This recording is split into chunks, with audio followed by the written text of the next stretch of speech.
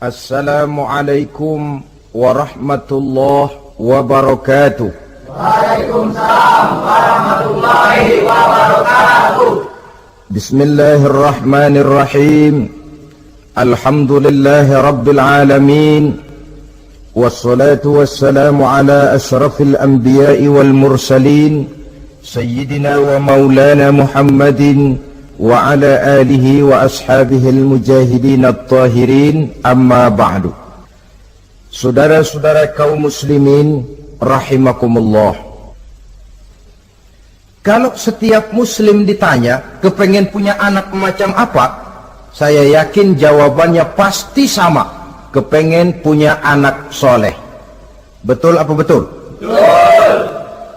Apa ada di sini yang kepengen punya anak jadi garong? Tidak. Saya kira jangankan kita yang insya Allah termasuk orang baik-baik, orang yang tidak baik saja tidak pengen kok anaknya tidak baik. Maling saja tidak pengen anaknya jadi maling. Copet saja tidak kepengen anaknya jadi copet. Dia masih bisa bilang sama anaknya, "Nak, bapakmu sudah kadung jadi maling, kamu jangan nurunin." Itu yang ketahuan malingnya. Maling saja tidak pengen kok anaknya jadi maling, apalagi yang bukan maling. Tapi anak yang soleh ini, saudara, bukan proses yang sekali jadi. Anak soleh tidak akan muncul dengan simsalabim. Anak soleh tidak muncul dengan slogan. Prosesnya sudah diawali oleh pribadi sang calon bapak dan calon ibu daripada anak itu. Itulah sebabnya untuk mendapatkan anak yang soleh ada dua usaha yang harus dilaksanakan. Pertama, usaha zohir, artinya usaha yang kelihatan oleh pandangan mata. Apa saja yang termasuk usaha zohir ini? Pertama, pribadi calon bapak dan calon ibunya. Kalau bapaknya ahli sujud, ibunya gemar hadir di majelis taklim, meresap ke dalam kepribadian anak, ikut membentuk dirinya, sifat-sifat yang baik ini diharapkan akan menurun kepada si anak. Pribadi calon bapak dan calon ibu. Sebab ma fil aba fil abna. Bagaimana kebiasaan orang tua, begitulah anak. Kata pepatah, kalau bapak kencing berdiri, jangan heran anaknya kencing kabur. Kalau bapaknya bangun pagi jam 8, insya Allah anaknya jam 9. Jangan berharap anak mau sholat subuh. Kenapa? Bapaknya kasih contoh macam itu. Lalu suasana di rumah tangga, termasuk yang dimakan, yang diminum, termasuk pakaian kedua orang tuanya, ikut membentuk proses anak yang soleh ini. Kita kan tahu Rasulullah Shallallahu Alaihi Wasallam bersabda di dalam hadisnya, "Inna ahadakum yujma'u khalquhu fi batni ummihi arba'ina yawman nutfah." Tiap kamu diciptakan Allah dalam rahim ibunya itu 40 hari nutfah. Nutfah itu maaf air kotor yang kalau ketemu di jalan kita jijik, dijual juga nggak laku. Tapi kita berasal dari situ. Dan itu dihasilkan dari saripati makanan yang dimakan oleh sang calon bapak, sang calon ibu. Kalau calon ibu dan calon bapak senang memakan makanan yang haram, senang meminum minuman yang haram, maka itu akan melahirkan saripati makanan yang membentuk sperma yang dihasilkan dari makanan-makanan haram. Itu pun akan ada pengaruhnya dalam proses pembentukan anak yang soleh. Saya dulu berpikir, kenapa Islam ini kok kelihatannya sedikit-sedikit mesti ada doanya. Orang mau makan ada doanya, orang mau berpakaian ada doanya, berdiri di muka cermin berkaca ada doanya. Sampai seorang istri mau bergaul dengan suaminya ada doanya. Pemikiran ini terjawab setelah saya telaah dan menemukan di dalam kitab Ihya-nya Imam Al-Ghazali, diceritakan di sana bahwa iblis yang tugasnya menggoda orang-orang kafir badannya gendut-gendut, sedangkan iblis yang tugasnya menggoda orang Islam badannya kurus, krempeng, ceking kayak morfinis. Satu hari ketemu di jalan karena satu profesi, ngobrol. Ini iblis yang tugasnya menggoda orang kafir bertanya kepada iblis yang tugasnya menggoda orang Islam, badanmu kenapa kurus macam begitu? Kata yang menggoda orang Islam, bagaimana saya tidak mau kurus? Saya ini ditugaskan menggoda orang-orang Islam. Orang Islam itu kalau dia mau minum, dia baca bismillah. Bismillah racun, saya nggak bisa ikut minum. Dia mau makan, baca bismillah. Bismillah racun lagi, saya nggak bisa ikut makan. Dia mau tidur, tarik selimut, dia baca bismika Allahumma ahya wa amut, racun lagi aja. Saya nggak bisa tidur di selimut, terpaksa tidur di emper, mana keanginan. Dia mau bergaul sama istrinya, dia baca Allahumma jannibna syaitan wa jannibi syaitan fima razaqtana, racun lagi. Saya nggak bisa bantuin, cuma ngeliatin dari jauh. Bagaimana nggak kurus makan hati? Kata iblis yang badannya gendut-gendut, untung benar saya menggoda orang kafir yang nggak ada bacaan apa-apanya. Dia makan, saya ikut makan. Dia minum, saya ikut minum. Dia tidur di selimut empuk, saya masuk ke dalamnya. Dia bergaul sama istrinya, dikit-dikit saya bantuin. Allah karim, ini maaflah kalau sudah dibantuin iblis ini, jangan heran anak jadi sangar nantinya.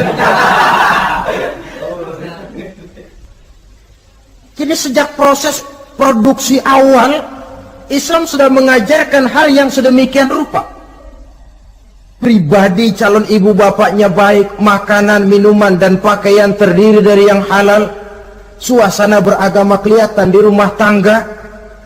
Ibu ahli sujud, bapak ahli sujud.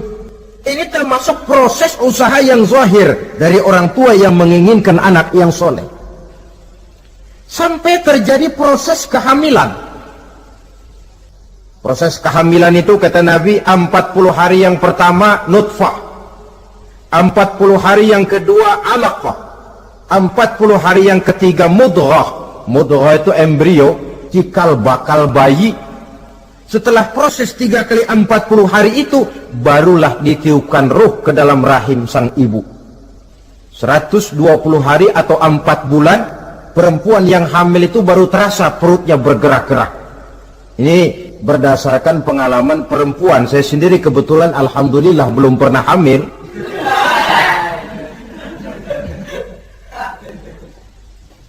Saudara-saudara, sampai usia kehamilan itu 7 bulan, ada tradisi yang disebut 7 bulanan. Itu tradisi dilaksanakan baik, tidak pun tidak apa-apa. Tidak ada perintahnya memang, tapi juga tidak ada larangannya. Apalagi berkumpul orang membaca ayat-ayat Al-Quran, memohon doa dan sebagainya. Sebab pada kandungan 7 bulan ini, embrio sudah mengarah kepada bentuk positif dari wujud manusia. Di situ dibacakan surah Yusuf, surah Maryam, surah Tabarak, surah Waqi'ah, tafaul namanya, mengundang rasa optimis supaya membawa keberkahan kepada pribadi sang calon anak yang nanti akan lahir ini. Tapi jangan lupa orang tuanya mulai dengan soleh dulu. Jangan orang tuanya nggak mau sujud, nggak mau ibadah, istrinya hamil dibacain surah Yusuf supaya anaknya cakep kayak Nabi Yusuf. Begitu keluar anaknya kepalanya segi 4 kayak kaleng kerupuk. Apa surah Yusuf yang salah? Tentu saja orang tuanya yang tidak memulai kesolehan itu sendiri. Lalu usia kandungan 7 bulan ke atas, sang calon bapak mulai membantu-bantu istrinya. Kalau malam diusapi perut istrinya yang sedang hamil berat itu, sambil dibacakan surah Al-Insyirah, ya ngusap-ngusap sayang, bukan ngusap gemes. Alam nasrah laka sadrak wa wada'na anka wizrak allazi anqadha dhahrak, supaya Allah memberikan keringanan kepada kehamilan istrinya. Sampai kepada proses kelahirannya, begitu sang jabang bayi brol lahir ke alam ini, sudah dicegat lagi oleh ajaran agama, diazankan. Diriwayatkan oleh Abi Dawud, kana Rasulullah sallallahu alaihi wasallam azana al-Hasan wal Husain fi uzunaihi al-yumna wa aqama fi uzunaihi al-yusra. Adalah Rasul mengazankan cucunya Hasan dan Husain di telinga kanan, mengkomatkan di telinga kiri. Bayi muslim lahir ke dunia dicegat dengan suara azan. Apa sebab? Bayi yang baru lahir ke dunia ini ibarat kaset kosong. Kalau kaset kosong dipakai merekam, daya rekamnya kuat. Maka bayi yang baru lahir ini, sebelum sempat dia dengar cintaku sedalam lautan Atlantik, belum sempat dia dengar gelas-gelas kaca, belum sempat dia dengar tembok derita,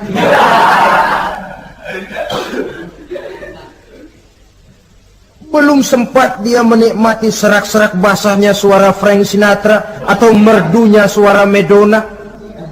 Rekaman pertama yang masuk lafzul jalalah, Allahu Akbar, Allahu Akbar. Belum sempat dia dengar yang lain. Keagungan Allah yang didengarnya. Kaset kosong diisi dengan rekaman pertama berupa lafzul jalalah. Saudara hadirin yang saya hormati, lalu datang kewajiban orang tua setelah sang anak lahir. Apa itu? Memberikan nama. Jangan lupa, ini proses pembentukan anak yang soleh. Memberikan nama. Walaupun William Shakespeare pernah bilang, what is a name? Apa sih arti sebuah nama? Cuma nama saja kok. Biar adanya di atas lumpur, kalau memang intan ya tetap intan. Nama itu tidak banyak artinya. Namun pada hakikatnya nama merupakan bagian daripada doa. Itulah sebabnya Islam mengajarkan khairul asma'i ma hummida wa ubida. Sebagus-bagus nama yang mengandung pujian atau menggambarkan kehambaan seseorang kepada Tuhan. Mengandung kata-kata pujian, Ahmad, Muhammad, Hamid, Mahmud. Mengandung nilai kehambaan seperti Abdurrahman, Abdurrahim, Abdurrauf. Jangan mentang-mentang ada di Quran anak dinamai Jahannam. Wah, kenapa Jahannam? Itu kan ada di Quran, Pak. Iya, di Quran, tapi lempengan neraka itu. Sekarang ini saya melihat gejala akibat rasa malu beragama. Kan zaman sekarang kadang ada tuh orang malu mengakui Islamnya. Bertemu teman, Assalamualaikum, malu, minder. Berangkat ngaji bawa Quran, malu, minder, rendah diri, malu mengakui Islamnya. Termasuk diberikan nama yang berbau-bau Islam ini. Malu katanya, kampungan. Bapaknya kasih nama bagus Ibrahim, lantaran pengen nyentrik dia potong Bram. Ibrahim kampungan, Bram aja nih lah. Itu kan cuma nama, Pak. Memang begitu mulanya. Nabi pernah memberikan isyarat, la tattabi'anna sunnana man kana qablakum shibran bi shibrin. Satu saat kau pasti akan mengikuti tingkah laku orang-orang sebelum kamu. Cuma cara kamu mengikuti sedikit-sedikit, sejengkal, sehasta, semeter. Begitu enak kamu ikut-ikutan, sampai yang kamu ikuti masuk ke lubang biawak, kamu pun akan masuk juga ke dalamnya. Mula-mula nama, malu pakai nama Islam. Dari nama pindah ke pakaian. Dari pakaian pindah ke pergaulan. Kalau nama Ibrahim, berteman dia dengan Ali, Hamid, Farid, Syauki. Sudah pakai nama Bram, masa Bram temennya soleh, nggak nyetel Kalau Bram kan temennya si Bleki. Nah, kalau sudah pindah ke pergaulan, yang saya khawatir pindah agama tidak terasa. Pindah agama tidak lagi terasa. Ini yang kita khawatir. Itulah sebabnya membudayakan nama yang baik ini perlu kita pelihara. Nama sebagian daripada doa. Tatkala orang tua memanggil kita dengan nama yang baik, sudah merupakan doa agar anaknya jadi orang baik-baik. Saudara hadirin yang saya hormati, setelah memberikan nama yang baik, kewajiban berikutnya dari orang tua muslim ialah wa ayyu'adzibahu, kata Nabi, memberikan pendidikan. Sebab nama yang baik tidak akan banyak menolong kalau tidak diiringi dengan pendidikan. Nama saja Muhammad Mukmin, kerjaan ngadu ayam.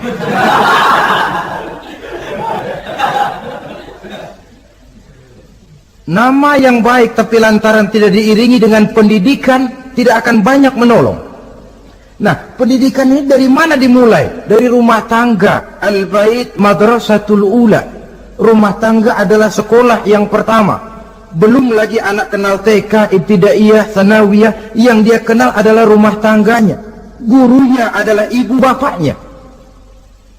Dan proses mendidik anak ini tentu merupakan proses yang panjang, memerlukan pengorbanan dari kedua orang tuanya. Namun prinsip lebih baik sekarang orang tua berkorban daripada menjadi korban. Kalau orang tua tidak mau berkorban untuk mendidik anaknya, percayalah pada suatu saat dia akan jadi korban, dilawan oleh kebrutalan anaknya sendiri.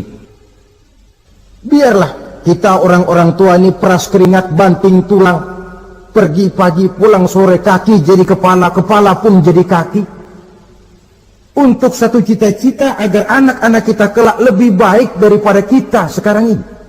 Mendidik. Karena kian hari kita dihadapkan dengan kenyataan peledakan penduduk, sulitnya lapangan kerja, persaingan hidup yang makin tajam, sulitnya ekonomi. Kalau anak kita tidak bekali dengan pendidikan, dia akan tersudut di pojok-pojok kehidupan untuk lebih banyak cuma jadi penonton daripada pemain di dalam kegiatan kehidupan ini. Nah, setelah memberikan nama yang baik, lalu mendidiknya, lalu datanglah usaha yang batin di dalam proses pembentukan anak yang soleh ini, yaitu mendoakan anak. Yang baik tentu doa dari orang tuanya sendiri. Sebab kata Nabi, doaul walid liwaladihi kadu'ain nabi li ummatihi. Doa orang tua kepada anaknya seperti doa Nabi kepada umatnya. Sebagaimana doa Nabi kepada umatnya tidak ditolak, begitulah doa orang tua kepada anaknya. Di keheningan malam, si orang tua ini sering bangun, tahajud, sujud dia di hadapan Allah dengan menitikkan air mata, memohon doa dengan doanya Nabi Allah Ibrahim, Rabbi habli minas salihin. Ya Allah, berikan kiranya saya anak yang soleh. Nabi Ibrahim tidak minta anak pintar. Nabi Ibrahim tidak minta anak yang tampan. Nabi Ibrahim tidak minta anak yang kaya dan punya kedudukan tinggi. Yang beliau minta, Rabbi habli minas salihin. Ya Allah, berikan saya anak yang soleh. Kelihatan ini ketika beliau punya anak bernama Ismail. Lalu turun perintah Allah, hai Ibrahim, potong leher anakmu Ismail. Nabi Ibrahim bermusyawarah, Ismail, saya Abah, Allah memerintahkan saya untuk menyembelih leher kamu. Menurut pendapatmu bagaimana, mimpiku ini laksanakan atau tidak? Apa jawab Nabi Ismail? Ini bukti doa anak soleh. Abah, kalau memang itu benar perintah Allah, laksanakan Abah. Ya abati if'al ma tu'mar, satajiduni insyaallah minas sabirin. Kalau memang itu perintah Allah, Abah, laksanakan, potong leher saya. Anak soleh. Kalau cuma anak pinter tapi nggak soleh, mungkin jawabannya nggak begitu. Nak, bapak disuruh Allah menjelmelih leher kamu. Bagaimana nak, laksanakan jangan. Mungkin dia akan jawab, kenapa saya bapak aja potong yang udah tuaan.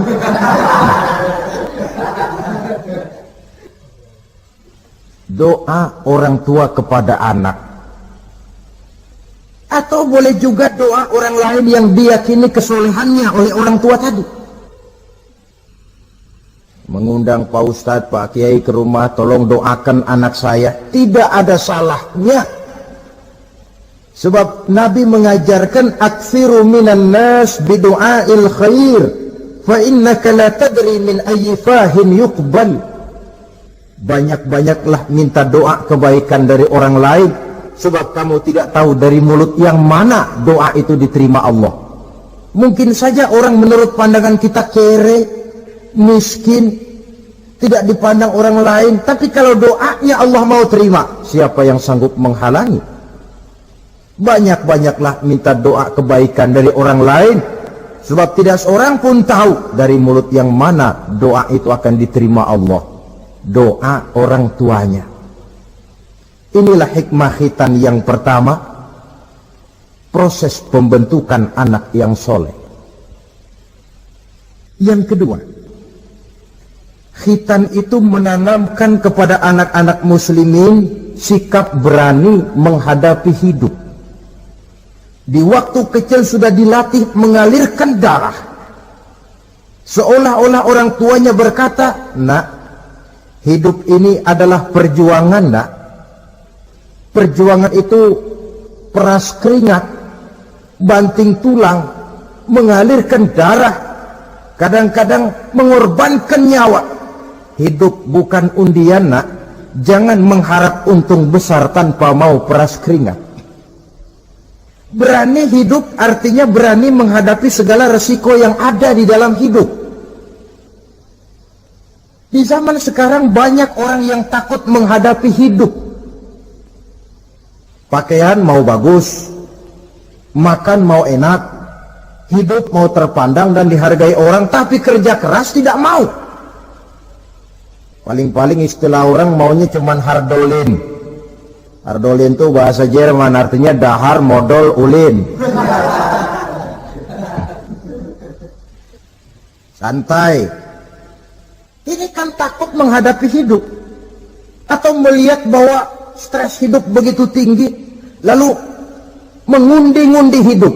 Dipertaruhkannya hidup di meja judi, dipertaruhkannya hidup di gunung-gunung, memuja-muja setan dan sebagainya. Itu pun termasuk orang yang takut menghadapi hidup,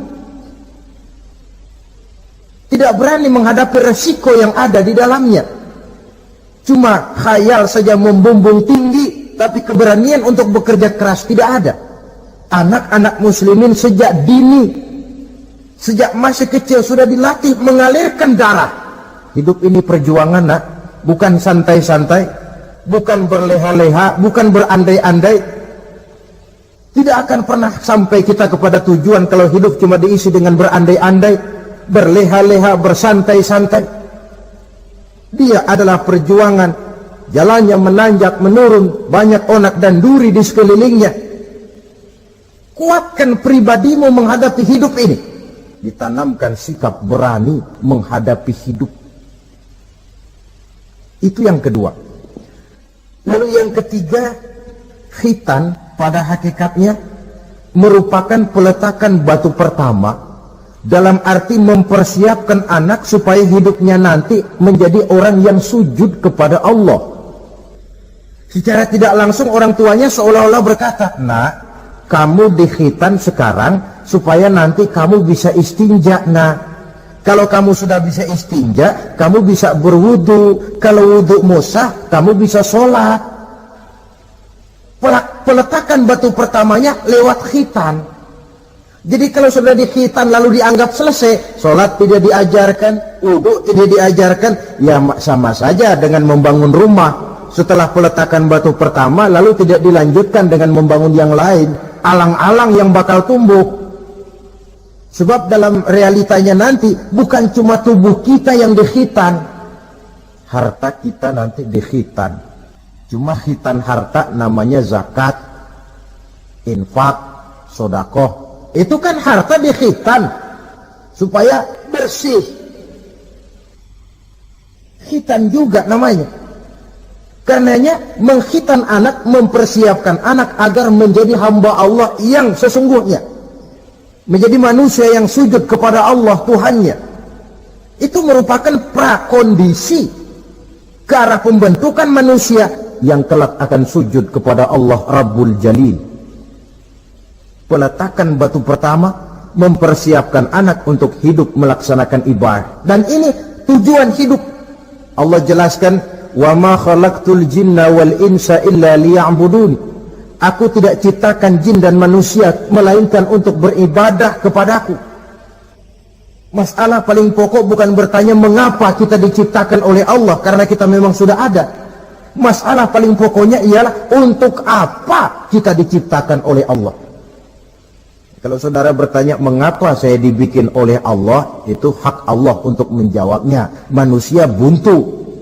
So, itu pertanyaan kita bukan mengapa kita diciptakan Allah, tetapi untuk apa kita diciptakan Allah. Yang bisa jawab tentu yang bikin manusia. Seperti juga kita tanya, Pak, untuk apa Bapak bikin bangku? Yang bisa jawab pasti ya yang bikin bangku toh. Sebagai pembikin, dia tentu lebih tahu untuk apa bangku itu dibikin. Untuk apa manusia diciptakan Allah? Jawabannya datang dari Allah. Wa ma khalaqtul jinna wal insa illa liya'budun. Aku tidak menciptakan jin dan manusia kecuali untuk melaksanakan ibadah kepadaku. Ini rupanya tujuan penciptaan manusia, agar kita menjadi orang-orang yang hidup melaksanakan ibadah dalam pengertian yang seluas-luasnya. Sejak ibadah pribadi yang langsung antara kita dengan Allah, seperti sholat, puasa, zakat, haji, sampai kepada ibadah yang tersalur melalui kehidupan bermasyarakat. Umpamanya membangun, memelihara kesehatan, menjaga keamanan di kampung, yang kalau kita niatkan untuk mencapai ridho Allah, insya Allah itu akan bernilai ibadah. Tujuan penciptaan manusia ternyata tidak lain untuk melaksanakan ibadah. Prestasinya di hadapan Allah bergantung kepada sampai sejauh mana nilai ibadah itu dilaksanakannya. Ini yang ketiga. Yang keempat, hikmah daripada khitan itu dari sisi orang tua, menempatkan perintah Allah di atas perasaan dan kepentingan pribadi. Ada enggak orang tua yang enggak sayang sama anaknya? Semua orang tua sayang kepada anaknya. Jangan anak sampai dipotong mengalirkan darah. Anak main saja, main layang-layang, jatuh, pulang kakinya berlumur darah, sudah ribut orang tuanya. Kenapa nak? Kenapa sayang? Kenapa raja? Aduh, raja lah kita. Tapi ini perintah Allah. Perasaan pribadi, kepentingan pribadi kalah oleh perintah Allah. Ini mestinya watak seorang muslim. Kalau sudah begitu perintah Allah, begitulah kita laksanakan. Soal keberatan pribadi, perasaan pribadi, kepentingan pribadi, nomor belakang. Yang penting perintah dilaksanakan. Cobalah kalau khitan itu, anak yang begitu kita sayangi, pada umur sedang lucu-lucunya, dipegangi dia, lalu dikhitan. Kadang dia menangis, mengalirkan darah, sakit dia 2-3 hari belum bisa berjalan dan bermain dengan teman-temannya. Tapi ada rasa luas dalam hati orang tua. Kenapa? Alhamdulillah ya Allah, perintahmu sudah saya laksanakan. Perasaan pribadi itu ditekan oleh perintah Allah. Perintah Allah di atas perasaan dan kepentingan pribadi. Kalau perasaan ini sudah kita miliki, itu pertanda nilai iman kita sudah mapan. Tidak cuma dalam khitan, dalam berbagai perintah agama. Hari Jumat berangkat kita dagang.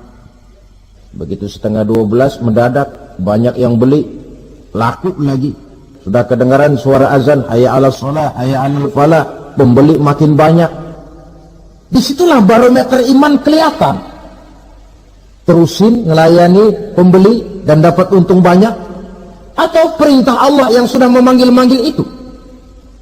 Kalau perintah Allah di atas perasaan dan kepentingan pribadinya, dia akan tinggalkan dagangan itu. Dia akan bergegas menuju panggilan Allah. Saudara hadirin yang saya hormati, jadi perintah khitan ini mendidik setiap muslim agar perintah Allah berada di atas perasaan dan kepentingan pribadi. Hijau kata Allah, hijau kata kita. Putih kata Allah, putih kata kita. Ke barat kata Allah, ke barat kita melangkah. Ke timur perintah Allah, ke timur kita berjalan. Nyatanya kita ini sering paradok. Ke kulon kata Allah, nyetan kita berangkat. Ngalor perintah Allah, ngidul kita jalan. Putih kata Allah, hijau kita bilang. Paradok. Kenapa? Berpadu segala macam perasaan dan kepentingan dalam kehidupan kita yang kadang mengalahkan kepentingan agama, kadang mengalahkan kepentingan umat, mengalahkan kepentingan orang banyak.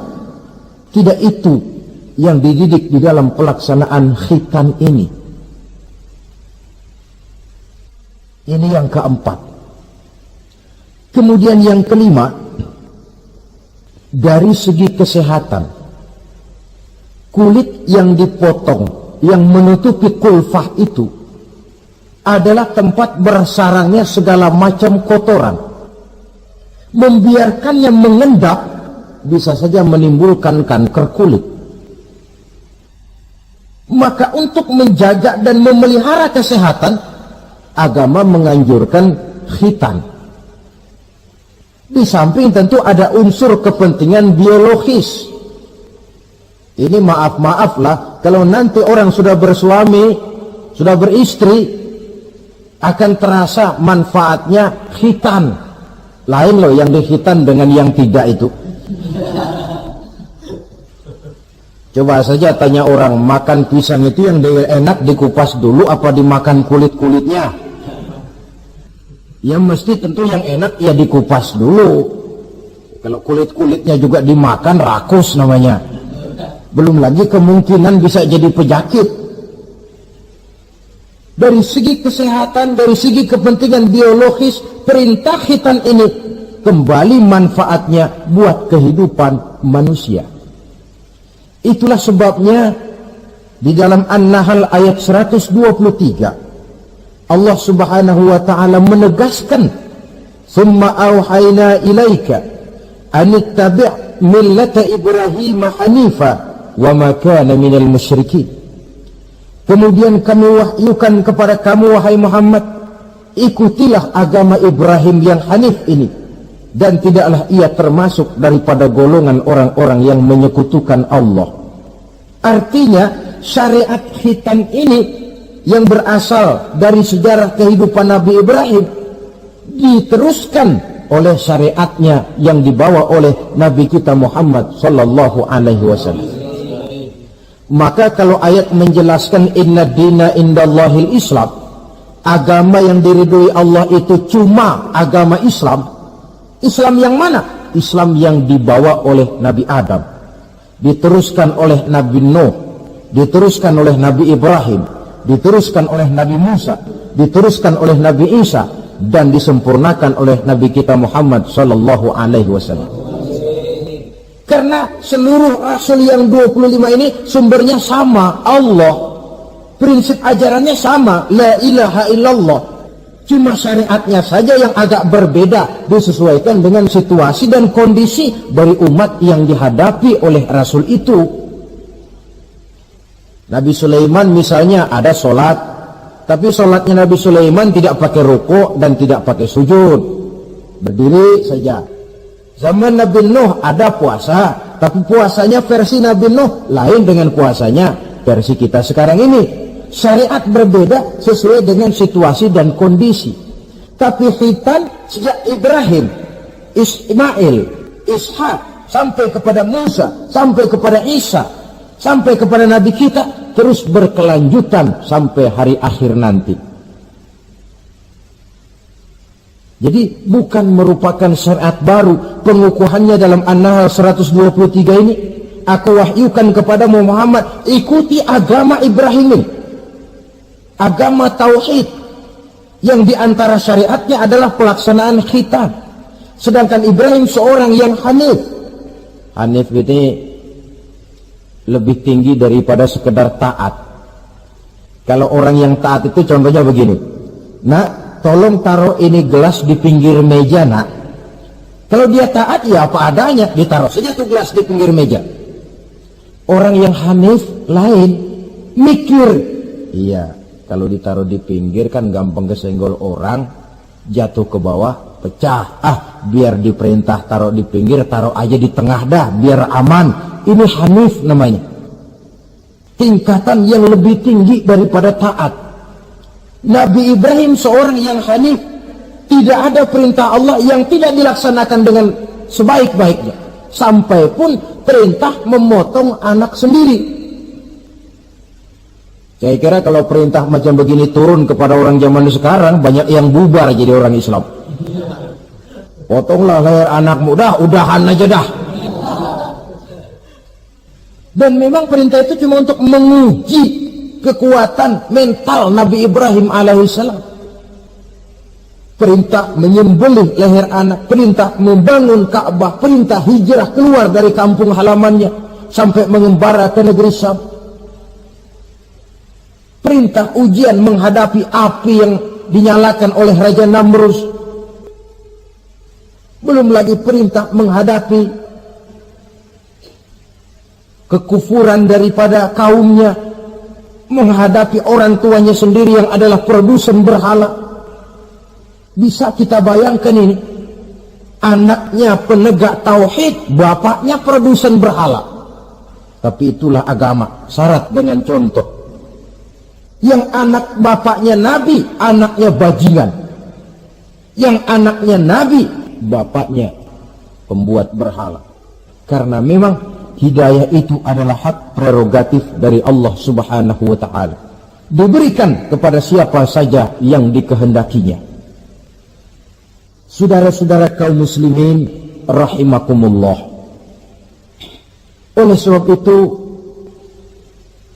saya mengajak kepada seluruh umat Islam, kalau melaksanakan walimatul khitan, mengkhitan anak, boya sudah lewat masanya cuma sekedar diramein dengan layar tancap atau orkes madun. Akan lebih positif kalau diisi dengan dakwah, pengajian, ceramah yang menjelaskan tentang hikmah daripada walimatul khitan ini. Yang ditinjau dari segi apapun, mengadakan pengajian itu lebih menguntungkan, baik pribadi, baik yang mengadakan walimah, baik bagi masyarakat, ketimbang walimah dengan berfoya-foya. Apalagi hadis mengingatkan kita, kata Nabi begini, man sanna sunnatan hasanatan falahu ajruha wa ajru man amila biha. Siapa yang memulai satu kebajikan, dia akan mendapat pahala dan pahala dari orang-orang yang mengikuti kebajikan itu. Saudara nyunatin anak, mengadakan pengajian, undang kiai, banyak orang yang hadir, saudara akan dapat pahala dan juga dapat pahala dari seluruh orang yang hadir. 1000 orang yang hadir, 1000 saudara dapat pahala. Sebaliknya kata Nabi, wa man sanna sunnatan sayyi'atan falahu ismuha wa ismu man amila biha. Siapa yang memulai satu kejahatan, dia akan mendapat dosa dan dosa dari seluruh kejahatan yang terjadi pada malam itu. Jadi kalau saudara nyunatin anak, pesta, mengundang apa film, apa orkes, maka seluruh maksiat yang terjadi pada malam itu, di tempat itu, saudara ikut dapat dosanya. Kenapa? Sponsornya saudara. Ya, tapi kan saya nggak suruh mereka maksiat, Pak. Betul. Tapi bisanya mereka maksiat kan karena sarana disediakan. Sponsornya itu. Jadi sponsor kebajikan mendapat pahala, sebagaimana sponsor kejahatan pun akan mendapat pahala dari nilai kejahatan yang ditimbulkannya. Belum lagi segi keberkahannya, belum lagi banyaknya orang-orang yang berdoa, 1, 2, 3, 40 orang berkumpul mendoakan anak kita. Masuk dalam hadis doaul arba'in ka doail wali. Doa 40 orang yang berkumpul sudah sama dengan doanya seorang wali. Jangan, inilah yang sering saya istilahkan, kita ini kadang-kadang kontradiksi. Nikah secara Islam, ngadep penghulu, ada 2 saksi pakai ijab kabul. Tapi nanti pestanya secara Nasrani, gaya hidup rumah tangganya gaya Yahudi. Nikahnya, khitannya cara Islam, pestanya gaya Yahudi, pendidikan anaknya cara Nasrani. Akhirnya pribadi anak jadi tidak karu-karuan, terlalu banyak diwarnai. Bukankah Nabi menyatakan kullu mauludin yuladu 'alal fitrah fa abawayhi yuhawidanihi aw yumajjisanihi aw yunassiranihi atau kama qala. Setiap bayi dilahirkan dalam keadaan suci, bersih. Tidak ada dosa warisan dalam Islam. Tidak ada anak haram jadah dalam Islam. Yang haram jadah itu perbuatan bapak moyangnya itu. Anak lahir suci, bersih, seperti kertas putih. Mau ditulis dengan tinta apa, terserah kedua orang tuanya. Setiap bayi dilahirkan suci, kata Nabi.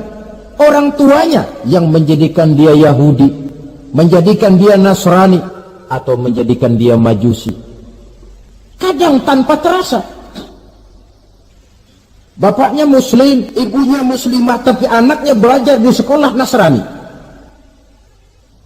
Ini kan sudah yunasirani, menasranikan anak. Sekolahnya di sekolah Yahudi, sekolahnya di sekolah Majusi, menjadi pemuji api. Dan anak lebih dari sekedar buah mata, belahan hati. Dia adalah amanah dari Allah. Gara-gara anak, orang tua bisa sampai ke surga. Pun gara-gara anak, banyak orang tua masuk neraka. Amanah yang disia-siakan akan menjadi beban daripada orang tua itu sendiri. Oleh karena itu, sekali lagi saya mengajak, hidupkan tradisi yang baik dengan memperbanyak pengajian-pengajian, baik dalam walimatul khitan, walimatul arus, atau berbagai kesempatan yang memang mungkin untuk itu. Makin banyak dakwah dan pengajian, insya Allah makin terasa akibat positifnya bagi masyarakat, agama, bangsa, dan negara yang kita cintai ini. Nah, saudara, inilah selintas tentang khitan pada pertemuan kita kali ini. Mudah-mudahan ada hikmahnya. Terima kasih banyak atas segala perhatian. Mohon maaf atas segala kekurangan. Usikum wa nafsi bitaqwallah. Aqulu qawli hadha fa astaghfirullahal azim li wa lakum. Wassalamu alaikum warahmatullahi wabarakatuh.